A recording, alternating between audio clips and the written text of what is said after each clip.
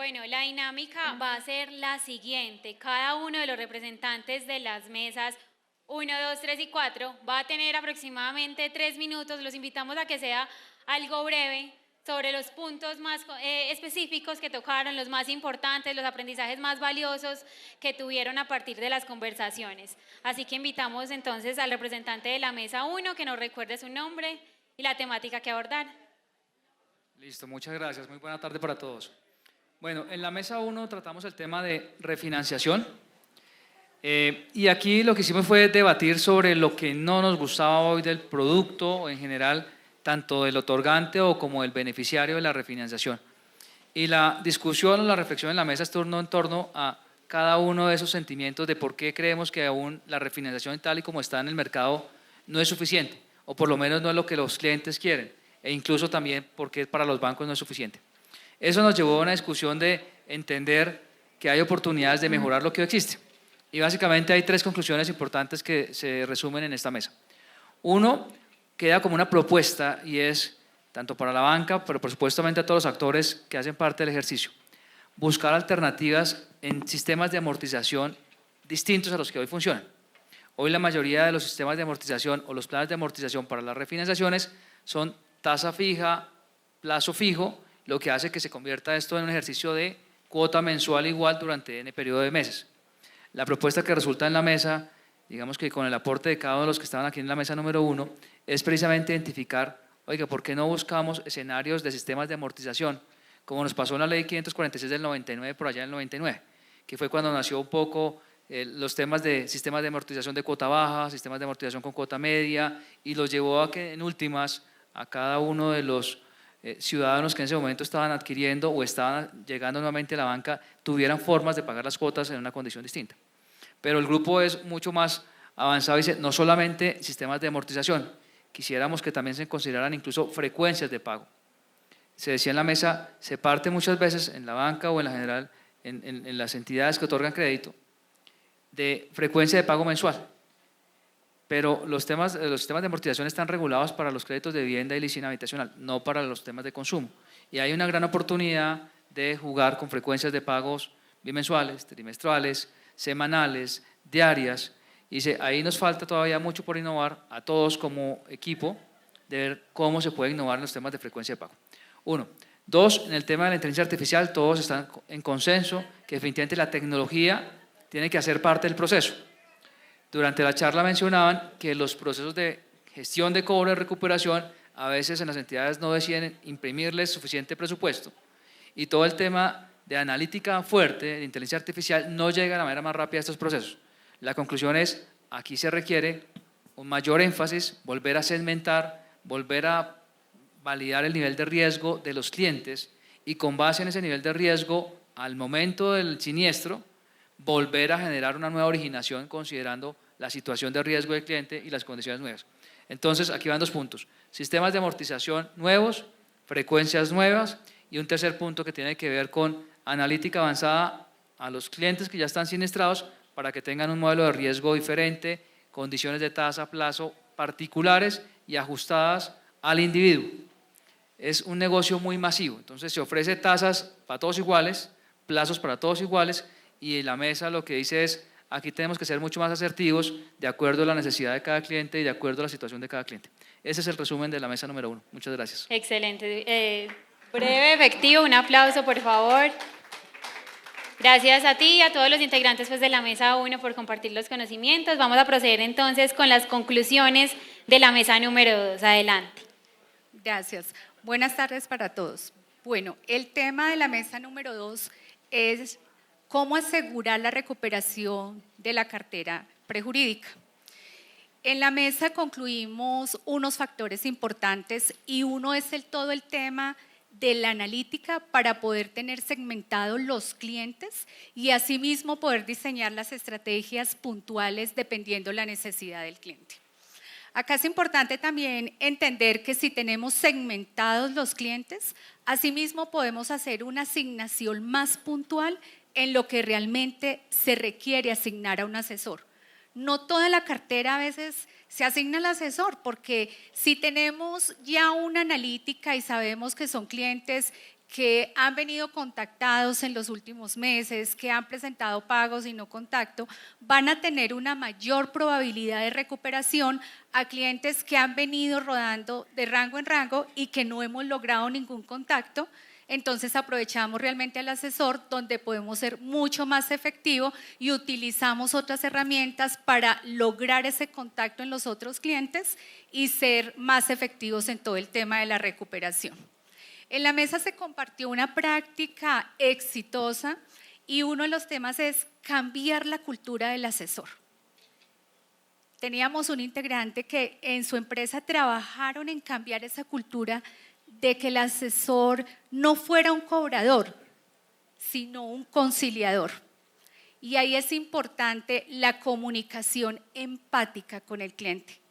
Hoy en día vemos muchas voces como robotizadas y siguiendo un guión y muchos asesores no logran esa empatía con el cliente y realmente necesitamos esa conexión para lograr entender la necesidad y buscarle una solución efectiva. Entonces tenemos que ir cambiando esa mentalidad. A medida que tengamos asesores que son muy conciliadores y que crean esa comunicación empática, vamos a tener mucho más negociaciones mejores en todo el proceso de la cobranza. También hablábamos de que hoy en día tenemos muchas herramientas de tecnología que podemos utilizar para recordación de pagos sin necesidad de asesor. Ya es, digamos, política de la empresa que empiece a mirar si no logra una recuperación después de 3 días, de que se venció el plazo, ya pasarlo a un asesor, pero podemos utilizar realmente al asesor, es en la gestión real de cobranza cuando hablamos con el cliente. Hablamos mucho también de la negociación en el primer contacto. Hoy en día creo que todos tenemos el dolor de contactar los clientes. Sabemos que muchos clientes, ese es el teléfono, pero no nos contestan. ¿Y es por qué? Porque no hemos logrado esa empatía con ese cliente. Y si lo logramos contactar y tenemos ese asesor capacitado, vamos a tener un cliente aliado que siente que lo estamos ayudando y que le estamos buscando una verdadera solución. Realmente el equipo fue muy participativo, salieron muy buenas ideas, pero todo también mirando mucho el tema de analítica para ser mucho más efectivos en esta recuperación. Muchas gracias. Gracias.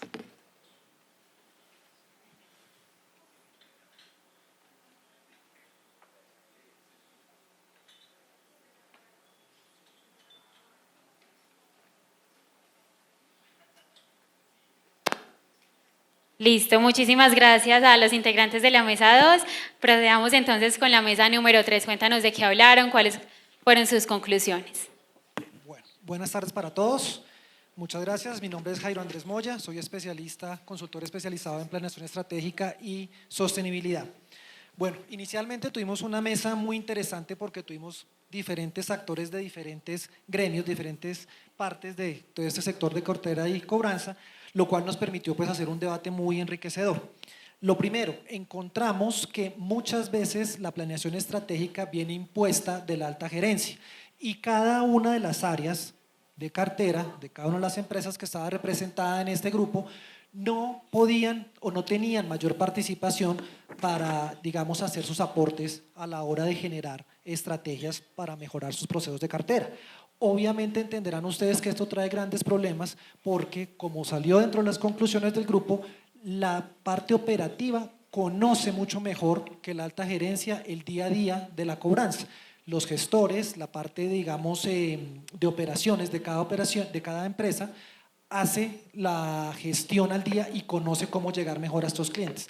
Entonces, al estar esta planeación como por allá arriba, llega impuesta, unos indicadores impuestos, muchas veces no están acorde a la realidad de los negocios y muchas veces se pierde digamos, en el transcurso del tiempo. De igual forma, importante mencionar acá que los indicadores deben ser flexibles, ¿cierto?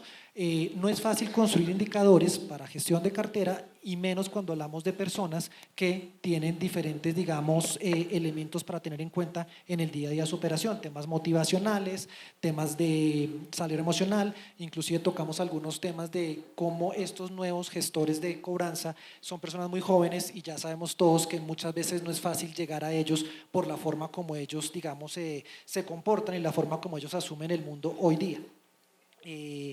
Importante también, creo que tocamos temas como ustedes de cómo mejorar procesos de cartera y fue una conclusión bastante importante el conocimiento y la segmentación que debemos tener de los clientes. Había 2 empresas con alto componente tecnológico y fundamental entender que la tecnología es buena, pero sí sabemos cómo aplicarla en la empresa. Muchas veces pensamos que la tecnología y, por ejemplo, estos temas de analítica y de inteligencia artificial van a llegar a mejorarnos los procesos per se, pero es claro que si no entendemos nuestro proceso y si no sabemos cómo aplicar esta tecnología, muchas veces se va a convertir antes en un dolor de cabeza para las empresas. Entonces debemos entender cómo aplicarlas y había diferentes ejemplos en situaciones que pasan día a día en estas empresas. Fundamental también el tema de la flexibilidad. Muchas veces, como nos llegan impuestas las estrategias, los objetivos, ¿cierto?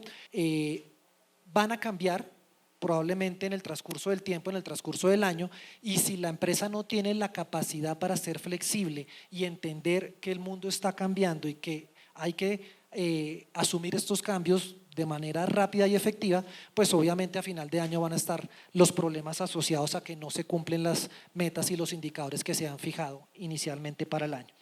Básicamente eso, un grupo muy interesante, pero pues entiendo que el tiempo es reducido, entonces resumo en esas básicamente las conclusiones.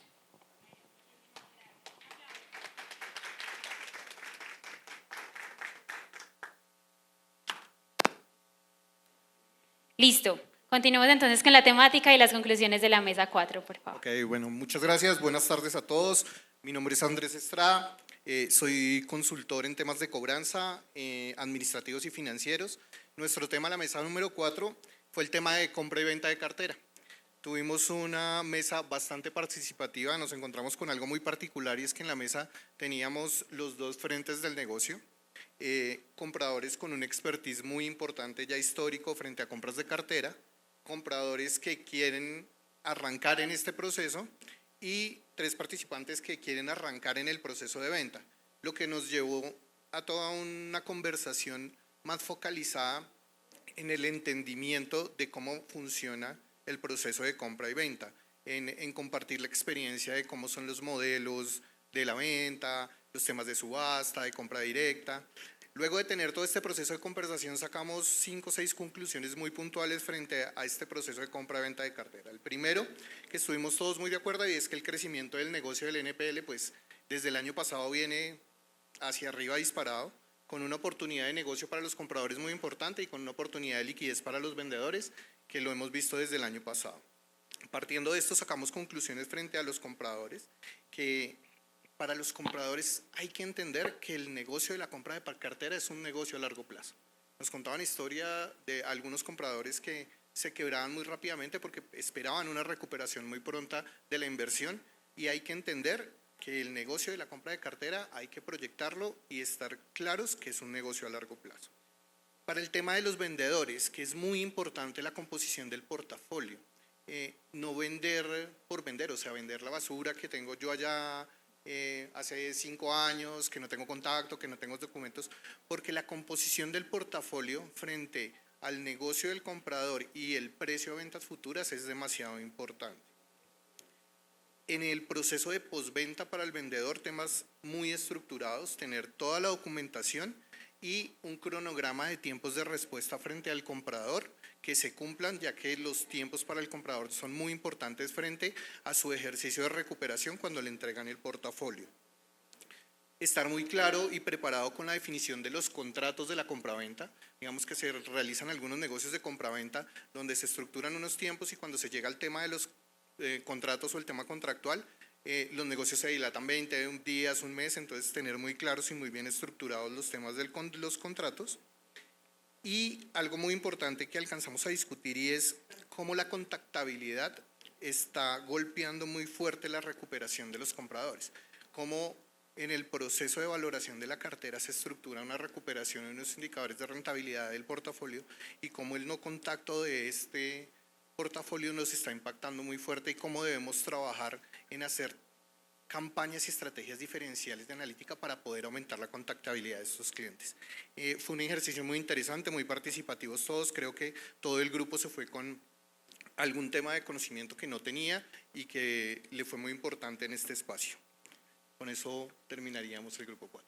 Muchísimas gracias. Otro fuerte aplauso para estas 4 primeras mesas. Muchísimas gracias. Vamos entonces a proceder con la mesa número 5, la 6, la 7, la 8 y la 9. Mientras se van ubicando, yo les voy leyendo las temáticas de cada una.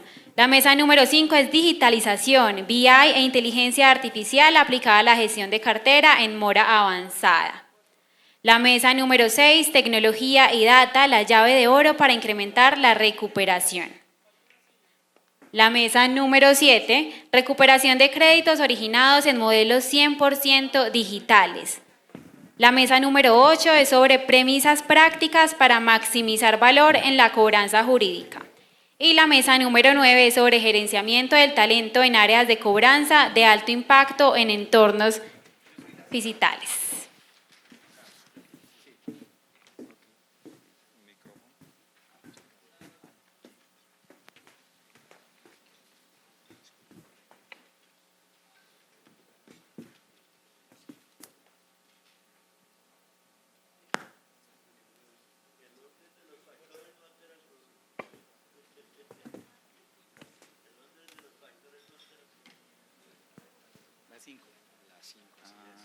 Estaban esperando. Yo sigo a arrancar. No, mentira. Hagámoslo en orden. Listo. Comencemos entonces con las conclusiones, las principales conclusiones de la mesa número 5. Adelante. Bueno, muchas gracias a todos y a los que participaron en la mesa número 5. Mi nombre es Carlos Acero, yo soy consultor de inteligencia artificial en BOSI. Tocamos varios temas importantes que voy a intentar resumirlos de la mejor manera. El primero, y fue algo que tocó ahorita, creo que la mesa 4 o 3, y era muchas veces la inteligencia artificial se volvió muy sexy hoy en día, ¿cierto? Y la realidad es que inteligencia artificial existe hace un montón de tiempo, solo que se volvió muy sexy porque llegó a la persona de a pie, ¿cierto? A cada uno de nosotros. Y a partir de ese boom generó una popularidad que ha generado un daño colateral dentro de las organizaciones y es dar por hecho de que la inteligencia artificial viene a resolver todo y dar por hecho de que por ser tecnología va a resolver cualquier proceso que se necesite automatizar. Y muchas veces hay que entender muy bien la inteligencia artificial para saber dónde aplicarla. Entonces definimos como un paso a paso donde partimos de entender muy bien el contexto, ver muy bien en este momento cuál es el contexto de la inteligencia artificial, cuáles referentes globales inclusive ya la están usando, para a partir de ahí poder identificar cuáles son esos beneficios que yo podía abstraer de la inteligencia artificial, cerciorarme muy bien de los temas éticos de tratamiento de datos, porque muchas veces eso es un tema bastante importante que a veces lo dejamos como un segundo escenario. Y finalmente, una vez yo entiendo esos 3 primeros pasos, ahí sí me puedo dar el chance de poder analizar mi rol, entender cuál es el proceso que cumplo hoy en día, para poder identificar de una manera más acertada en qué proceso yo debería implementar inteligencia artificial y en qué proceso definitivamente no. La otra gran conclusión es el potencial que tiene el uso de voicebots y de chatbots para la gestión de cobranza y para volver ese proceso mucho más eficiente. Digamos que muchas veces le damos digamos que la responsabilidad a un robot de que gestione todos los tipos de cartera, y la realidad es que este tipo de asistentes virtuales están mucho más enfocados a tareas de baja y mediana complejidad. Es decir, si ustedes ponen a los bots a mora avanzada, lo más seguro es que no lleguen a los resultados que están esperando, porque al final requiere un proceso cognitivo importante, un proceso de negociación bastante complicado, que el bot, la realidad es que todavía no está tan avanzada la tecnología para llegar a reemplazar ese aspecto. Entonces, ¿cómo la inteligencia artificial conversacional a partir de voicebots y chatbots puede alterar o puede afectar de manera positiva la mora avanzada, y es reubicando al agente humano en las tareas donde sí genera valor, y lo desgastante, lo repetitivo, la mora temprana y la mora preventiva, déjenselas a los robots. De esa manera reubican a su agente humano en las gestiones de negociación más complicadas, donde sí se necesita tener un agente humano atrás. La tercera conclusión fue tener muy en cuenta lo que les decía, los temas éticos, legales, todos estos temas como la ley deje de fregar. Al final hay que estar en una constante búsqueda y entendimiento para ver eso cómo afecta actualmente mi proceso de inteligencia artificial. Como ustedes saben, se alimenta de una base gigante de conocimiento. Entonces hay que tener muy en cuenta política de tratamiento de datos, seguridad de la información, y eso es clave porque la inteligencia tiene la capacidad de analizar, capturar bases gigantescas de datos, y de esa misma manera puede ser una herramienta perjudicial porque al tener acceso a esa información, pues la puede usar de una manera incorrecta. Entonces es importante que desde las organizaciones nos cercioremos de que tenemos blindado todos los temas éticos y de seguridad para que esa información de alguna manera no tenga la vulnerabilidad de ser usada de manera incorrecta. La cuarta conclusión fue la importancia de tener la información unificada, y nos damos cuenta de que muchas veces lo que nos cuesta realmente es saber realmente quién es mi deudor, y la razón de eso a veces es porque la información está aislada, está totalmente fragmentada. Hay una información que tiene la gestión de cobranza, pero hay otra información que tiene otra área de riesgos, otra área de normalización. Entonces es importante poder tener información unificada, porque a veces la inteligencia artificial no está dada para gestionar a los clientes, pero sí puede ser un asistente virtual para el mismo agente humano. Y si yo conozco cada vez más a mis clientes, la tecnología va a tener más precisa la capacidad de recomendar posibles respuestas, de poder identificar oportunidades, de poder también identificar dónde la estamos embarrando para, digamos que, tomar decisiones de negocio mucho más estratégicas. Y finalmente, la importancia de adaptarnos a los canales. Posiblemente más de uno acá tienen deudores de diferentes características, intereses, edades, y a veces damos por hecho de que todo el mundo quiere contestar una llamada, o damos por hecho de que todo el mundo quiere contestar un WhatsApp. Entonces, a partir de la información que ustedes tienen de cada interacción con sus clientes, es una oportunidad para ustedes robustecer esa hoja de vida de ese cliente y poder entender de que hay gente que no contesta y hay gente que no le gusta hablar por WhatsApp.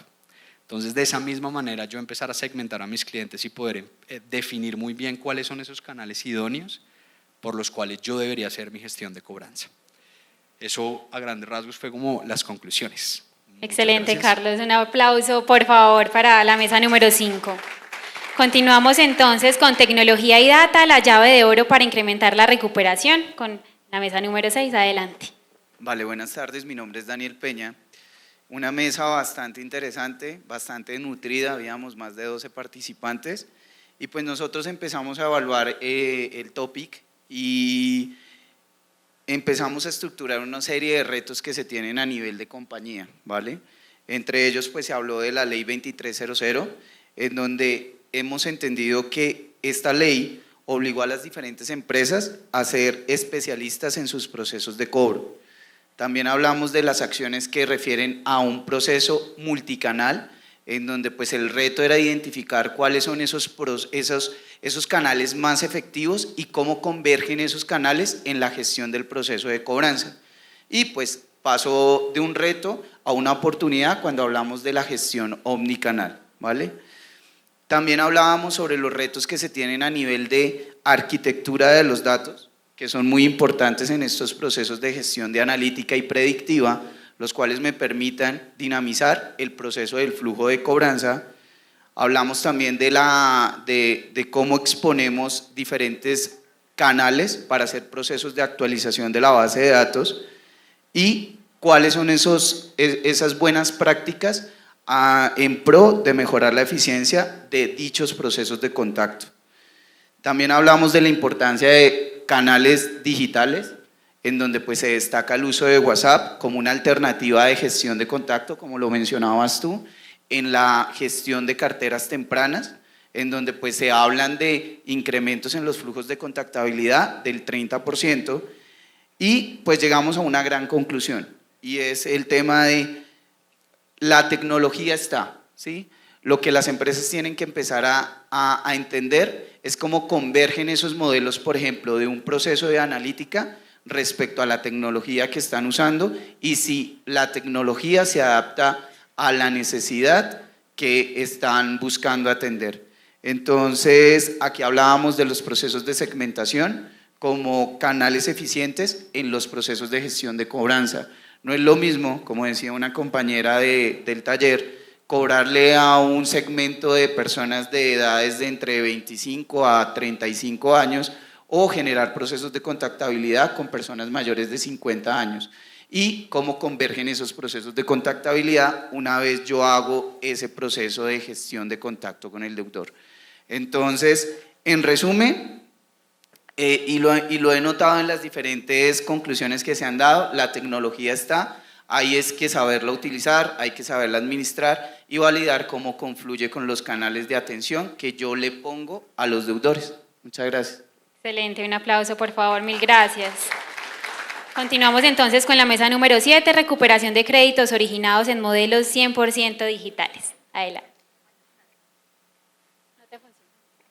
Buenas tardes, mi nombre es Carolina Cortés, abogada especialista en Derecho Comercial. Bueno, inicialmente pues nuestra mesa estuvo un poco reducida, tuvimos 4 integrantes, de los cuales participamos de manera activa, porque las 4 personas tenían un enfoque diferente en cuanto al tema del crédito digital. Entonces es muy bueno haber evidenciado que cada uno de ellos pues tuvo un aporte respecto al crédito digital, y dentro de ello encontramos como conclusiones donde podemos mejorar y parametrizar, digamos, algunos procesos que manejamos y creemos que manejamos bien, pero al final no es así.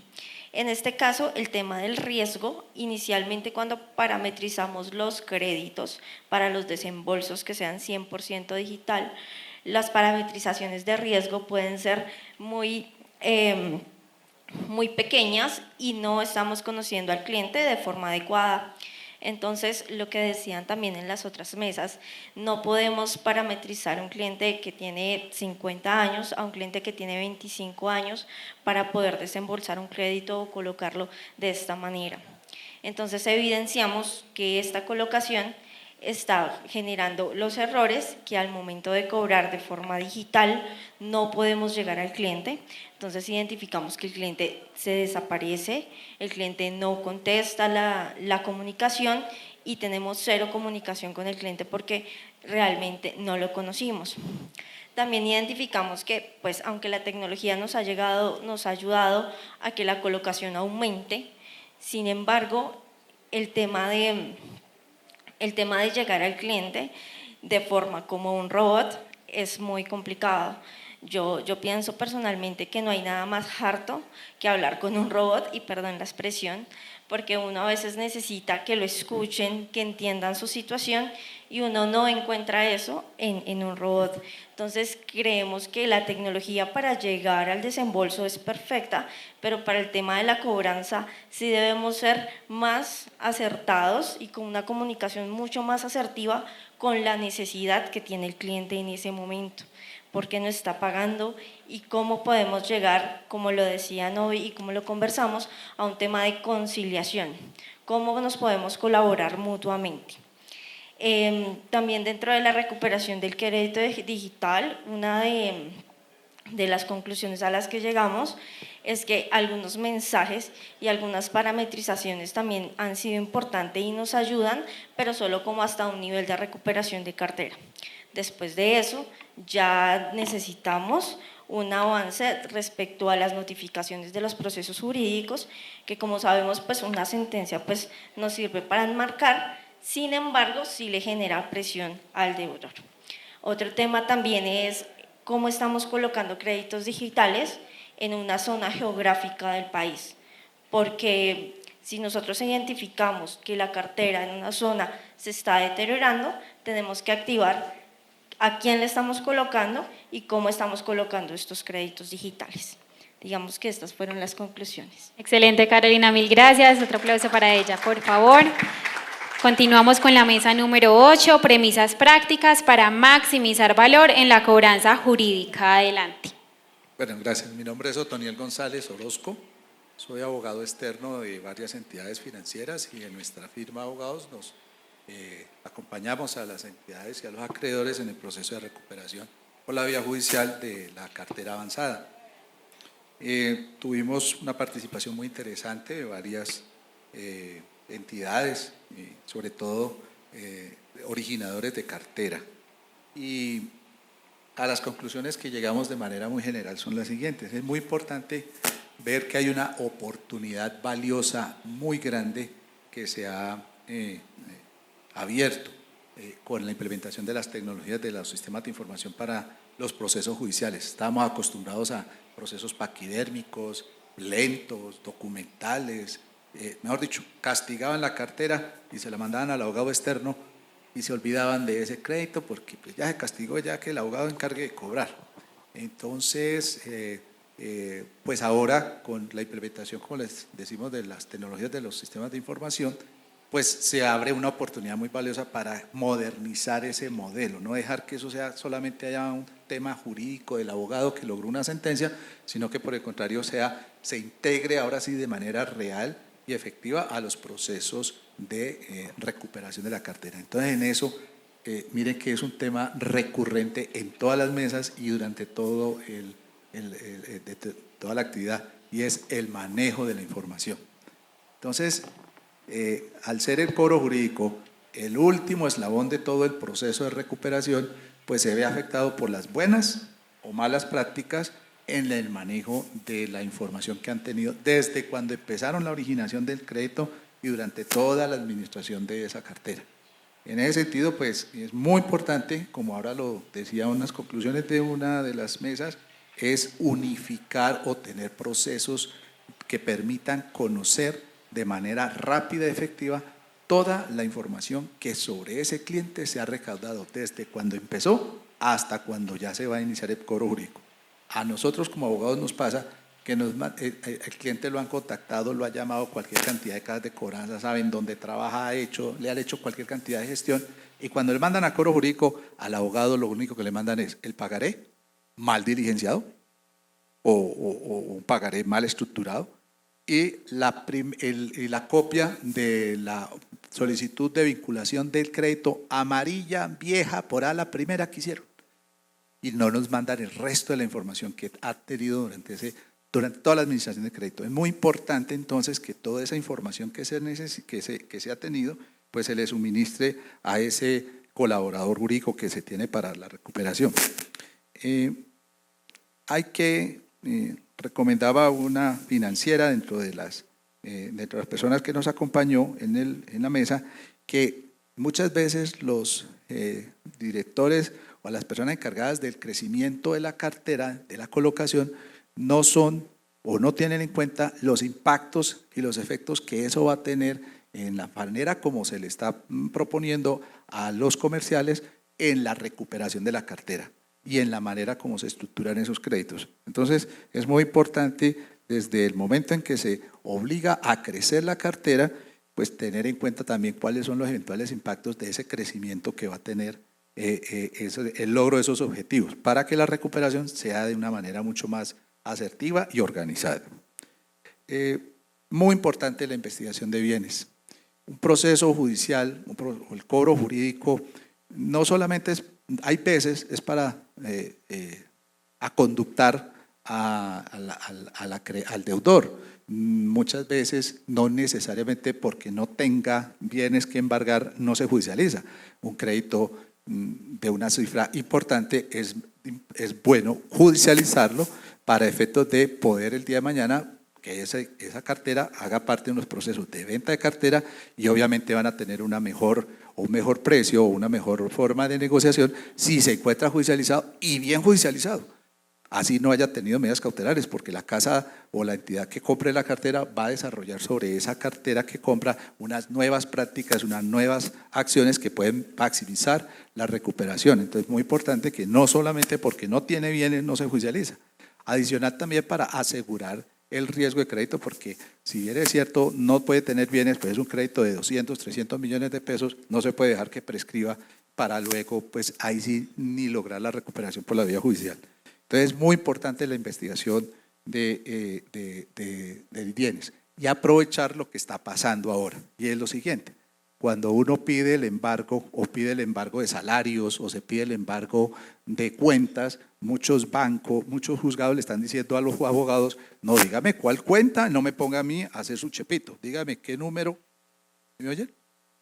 Dígame qué cuenta, dónde es, y si necesita saber cuál es el empleador, haga usted uso del derecho de petición y averigüe usted esa información y ahí sí me pide a mí la medida cautelar. Entonces, sí es importante que se desarrollen modelos o con los abogados que atienden los procesos o con las mismas entidades que hacen la gestión de recuperación, previamente bajo el ejercicio de la figura jurídica que está establecida, investigar por la vía del derecho de petición cuál es el empleador que le está reportando en la investigación de bienes que resultó como vinculado, como aportante en la seguridad social, o cuáles son las entidades donde tiene en TransUnión, que es la que recoge la información de los sistemas de información, en donde tiene cuentas bancarias para hacer más eficiente el cobro de entrada y es más presión el embargo de unas cuentas o el embargo de un salario que hasta el embargo de un bien inmueble, de un vehículo que se va a demorar bastante en su realización.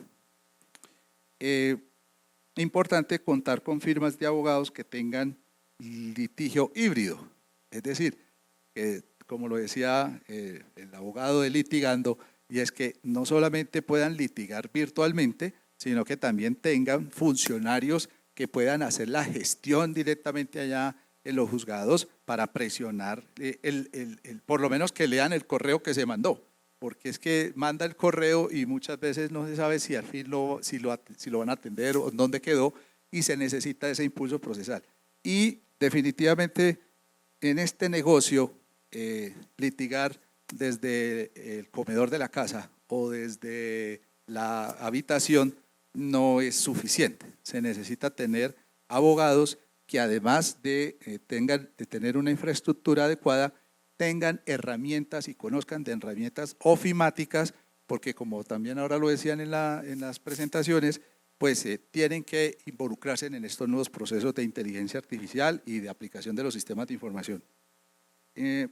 Importante trazar metas de recuperación vía títulos judiciales para que se incentive también, no solamente para que se cuente con una medida, una sentencia, sino que el abogado o la firma de abogados haga todo el proceso de investigación de bienes, de presión para que se elaboren los oficios, de controlar que los oficios queden radicados y de insistir en la práctica de esas medidas cautelares. Lo otro que propuso también una persona que está haciendo o compartió que está haciendo la gestión es que después de que notifica o ya ha practicado medidas cautelares, cualquier actuación judicial que hace se la comparte por correo electrónico al demandado. Así registre una solicitud, cualquier tipo de actuación judicial que haga se la comparta automáticamente por correo electrónico, porque es sencillo y llanamente colocar la dirección del correo en la parte de copia de este correo a esa persona.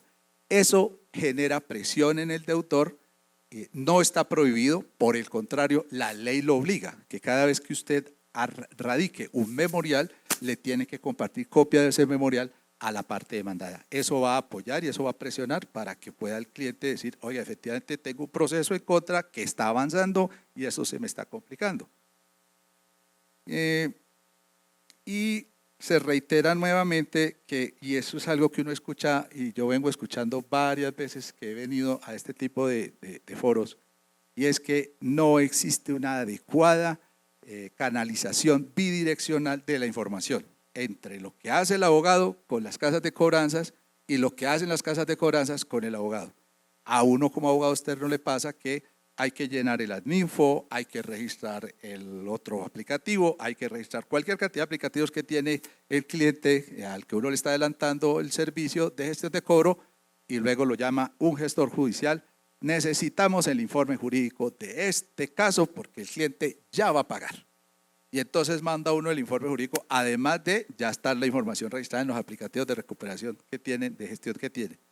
y al mes siguiente ya lo llama el otro caso, el otro gestor de cobranza que le reasignaron el caso y otra vez, ahora sí necesitamos el informe jurídico porque, pero si yo hace un mes les dije que ya teníamos embargado o que teníamos esto o había esta contingencia. Entonces no existe, no se implementan realmente buenos canales bidireccionales de información para que se puedan utilizar de manera asertiva todos los datos pues toda la información que se genera en el recaudo. Y en el tema de la recuperación para los casos que ya tienen acuerdos de negociación de deudas, algo importante, interesante que propuso y que compartió una representante de Tuya, es que no se esperan entonces a que una vez aprobado el acuerdo y que le van a pagar al banco o a la entidad a 20 años, esperar hasta los 20 años que empiecen a pagar, sino que empiezan a hacer contactos con esos clientes para darles oportunidades y ofrecimientos de pago anticipado o de mejora de apoyo en el pago de esas obligaciones, lo que generaría entonces, además de la posibilidad de recuperar rápidamente un pago que está diseñado por allá, quién sabe a cuántos años, a mejorar la prelación en el pago, y eso es una opción válida, legal, y que permite que la entidad recupere rápidamente el crédito que es dentro del acuerdo de negociación se lo han señalado pagar a mucho tiempo. En términos generales, esas fueron las conclusiones que logramos en la mesa número 8. Hola. Perfecto, muchísimas gracias. Por último, pero no menos importante, la mesa número 9 sobre gerenciamiento del talento en áreas de cobranza de alto impacto en entornos fiscales. Adelante. Gracias. Fiscales, perdón. Bueno, ese es un buen punto. De entrada es físicos y digitales. Yo también lo tuve que aprender no era fiscales como pensábamos que era un error, es físicos y digitales, ¿no? Buenas noches a todo el mundo, muchas gracias por permanecer aquí todavía. Quisiera, para el resumen de una mesa genial que tuve con 5 mujeres fantásticas que están por allá conversando, me enseñaron mucho. Básicamente yo llegué a moderar la mesa y tratamos de sacar conocimiento entre todas, ¿no? Entonces, pues quisiera de entrada como poner para lo que voy a resumir, pues de presente a las personas, a la gente que cobra, a esos equipos de cobranza que están en sus oficinas, en la mayoría de gente que está acá, y ya con ellos en la mente ahí, pues arranquemos pensando que este título hubo que reformarlo porque decía gerenciamiento y yo pienso que de entrada gerenciamiento de estas personas, eliminemos ese concepto de gerenciar personas porque eso ya tiene que ver con control y tiene que ver con un montón de cosas que hacen los gerentes, pero yo quisiera pensar de entrada que esta mesa se debía llamar y se llamó Desafíos de liderazgo en áreas de alto impacto en entornos físicos y digitales. Y cuando digo desafíos de liderazgo es porque la pregunta acá que se hacen todas las personas que están en la labor de supervisar la labor de cobranza y de motivarla, ellos están en últimas pensando en la efectividad y el rendimiento de esos equipos, nada más, en que den resultados, ¿sí? Y la gran pregunta es entonces cómo se hace para que den resultados, ¿no? Esta mesa toca ese tema de liderazgo de estas personas que hacen cobranza, toca temas relacionados con las habilidades de negociación de estas personas, con el alto estrés que manejan, con la motivación, el reconocimiento, la tecnología y las herramientas a su disposición que ya han tocado acá, con el entrenamiento y el desarrollo y con la comunicación abierta y permanente entre los equipos de cobranza. Entonces, en últimas, lo que quiero decir realmente grande acá como conclusión es que eso no se gerencia, eso se necesita liderar y se necesita entrenar y acompañar. Y sé que este personal algunas veces la labor de cobranza es la labor, entre comillas, basura, y entonces esta persona se quiere que den resultados, pero realmente creo que no se les está dando todo lo que se les podría dar para que estén motivados para hacerlo. Esta mesa tiene que ver con cuáles han sido los indicadores clave y si eventualmente podrían haber nuevos indicadores o indicadores complementarios que ayuden a esa gestión de cobranza. Cómo identificar enganchar y retener el mejor talento. De eso se trata también esta mesa y eso es la pregunta, son preguntas que quiero que queden abiertas porque las respuestas no son fáciles, pero en realidad son cruciales para mantener el desempeño de estas oficinas de cobranza, ¿no? ¿Cómo manejar el desarrollo profesional y el crecimiento dentro del equipo de cobranza? ¿No? Si sé que de entrada son gente que rota mucho, entonces no les doy mucho desarrollo. Creo que estoy en el círculo vicioso de como no les doy mucho desarrollo, entonces la retención es alta. Yo no sé si hay paradigmas que de pronto hay que desafiar en puros temas de desarrollo organizacional que pienso que podrían modificarse. Y, por ejemplo, cómo se fomenta una cultura de colaboración y apoyo dentro del equipo de cobranzas es otro punto también que es bien interesante, que no tiene nada que ver con gerenciamiento, sino con liderazgo. Entonces, pensemos lo siguiente. Hay preguntas clave como cómo cuidar el recurso. O de entrada digo, es gente que rota y no lo cuido para nada. Lo dejo en el aire. ¿Cómo desarrollar el gusto por cobrar? Y gusto por cobrar, sí, hay gente buena que por ahí aprendí que están muy ligadas a las labores de ventas, a los comerciales.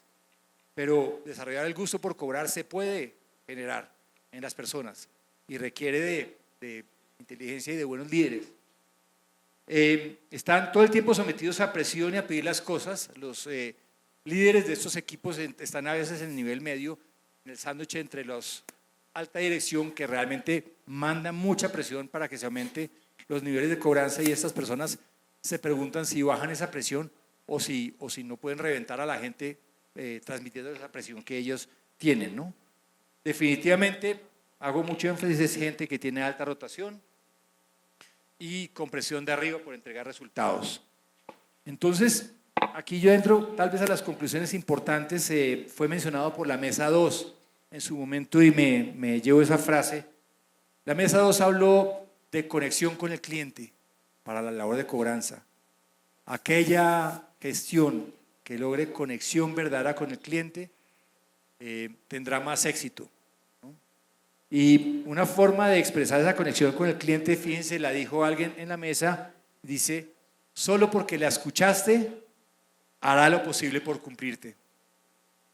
Pero en últimas, ¿cómo se puede esperar conexión de gente que simplemente espero y tengo la idea de que me va a rotar y de que no merece mucha capacitación ni mucho entrenamiento, sino que estas personas de cobranza son así y definitivamente aquellas que generen conexión con los clientes, pues es la excepción de la regla y son los bichos raros de mi equipo de cobranzas. Eso no se puede desarrollar. No estoy tan seguro. Yo creo que en últimas, claro que la conexión con el cliente cuenta y se puede desarrollar. Entonces, ¿cómo abordo la basura de la confianza? Yo creo que es una pregunta importante porque es que así se piensa y son paradigmas que de pronto hay que desafiar a la hora de innovar. Otro punto y otra como frase común es, si eres bueno, no te remuevo, no te promuevo, perdón. Entonces a esa gente que es nueva, pues no tiene ninguna posibilidad de desarrollo y hay un último momento en que se van del departamento de cobranzas, pero hacia abajo estábamos mencionando, estamos manejando el mensaje de que no hay posibilidad de desarrollo en esta oficina. Concluimos que esto exige trabajo personal, que esto exige poner atención al entrenamiento de estas personas y al cuidado de ellas, y tal vez una pregunta pues muy de liderazgo que es ¿por qué hacemos lo que hacemos? ¿Por qué estamos en cobranzas? Más allá que la labor técnica de cobrar, en realidad qué es lo que estamos haciendo para esa persona que de pronto está en problemas y que podemos de pronto tenderle la mano con una solución, pues en realidad estamos haciendo mucho más que una labor netamente técnica. Entonces, pienso que hay un margen enorme para incorporar liderazgo de los equipos de cobranza. Creo que, como se habló suficientemente en la mesa, definitivamente no es gente que se necesite gerenciar más ni controlar, sino hay que hacer esa labor de pensar en mejorar, pues sí, como sujetos de liderazgo. Definitivamente, subrayemos que los mejores cobradores que se conectan con las personas sí se destacan, sí hacen esa gestión diferenciada. Luego, si esa gestión diferenciada se la estamos dejando al azar a que haya personas que de pronto por ahí desarrollen esa competencia y no la estamos desarrollando nosotros, yo creo que estamos perdiendo una oportunidad enorme. Y se ha hablado de innovación, y cuando se habla de innovación, pues definitivamente entra la tecnología o las técnicas de cobranza, un montón de cosas pues del común, pero pienso que, ¿por qué no pensar en el desarrollo de los equipos de cobranza como la innovación a la cual se puede apuntar tremendamente, esperando unos resultados distintos, ¿no? Yo creo que eso es básicamente lo que nuestra mesa concluyó, lo que aprendí con ellas, y les doy las gracias por estar aquí presentes. Muchísimas gracias. Un aplauso para la mesa 9.